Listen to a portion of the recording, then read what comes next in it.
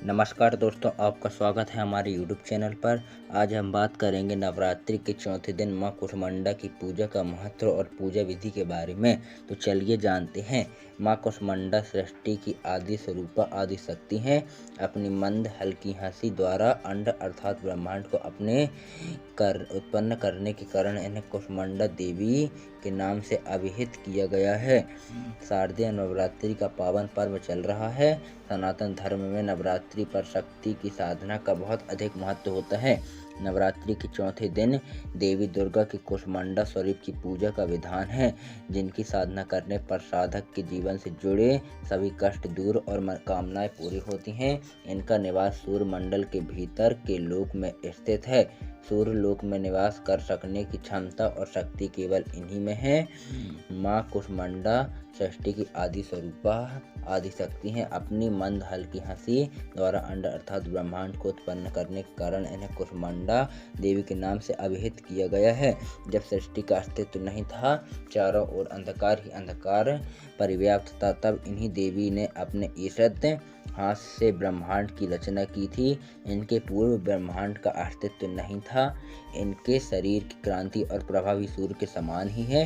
इनके तेज की तुलना इन्हीं से की जा सकती है। अन्य कोई भी देवी देवता इनके तेज और प्रभाव की क्षमता नहीं कर सकते। इन्हीं के तेज और प्रकाश के दसों दिशाएं प्रकाशित हो रही हैं। ब्रह्मांड की सभी वस्तुएं और प्राणियों में स्थित तेज इन्हीं की छाया है। इनकी 8 भुजाएं हैं, अतः ये अष्टभुजा देवी के नाम से भी जानी जाती हैं। इनके 7 हाथों में क्रमशः कमंडल, धनुष, बाण, कमल पुष्प, अमृतपूर्ण कलश, चक्र तथा गदा है तथा 8वें हाथ में सभी सिद्धियों और निधियों को देने वाली जपमाला है एवं इनका वाहन सिंह है। माँ कुष्मांडा की पूजा विधि। देवी कुष्मांडा की पूजा में कुमकुम, मौली, अक्षत, पान के पत्ते, केसर और श्रृंगार आदि श्रद्धापूर्वक चढ़ाए जाते हैं। सफ़ेद कुम्हड़ा या कुम्हड़ा तो उससे माता रानी को अर्पित कर दें। फिर दुर्गा चालीसा का पाठ करें और अंत में घी के दीप या कपूर से माँ कुष्मांडा की आरती करें। आरती के बाद उस दीपक को पूरे घर में दिखा दें।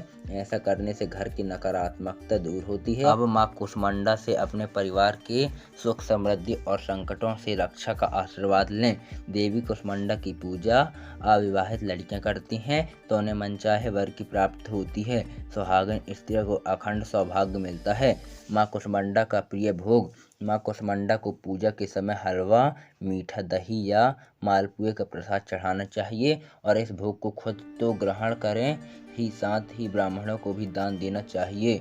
माँ कुष्मांडा का प्रिय फूल और रंग। माँ कुष्मांडा को लाल रंग प्रिय है, इसलिए पूजा में उनको लाल रंग के फूल जैसे गुड़हल, लाल गुलाब आदि अर्पित कर सकते हैं। इससे देवी प्रसन्न होती हैं। माँ कुष्मांडा की पूजा का महत्व। देवी कुष्मांडा अपने भक्तों को रोग, शोक और विनाश से मुक्त करके आयु, यश, बल और बुद्धि प्रदान करती हैं। जिस व्यक्ति को संसार में प्रसिद्धि की चाह रहती है, उसे माँ कुष्मांडा की पूजा करनी चाहिए। देवी की कृपा से उसे संसार में यश की प्राप्ति होती है। तो आपको कैसी लगी माँ कुष्मांडा की कथा, आप कमेंट में ज़रूर बताएं।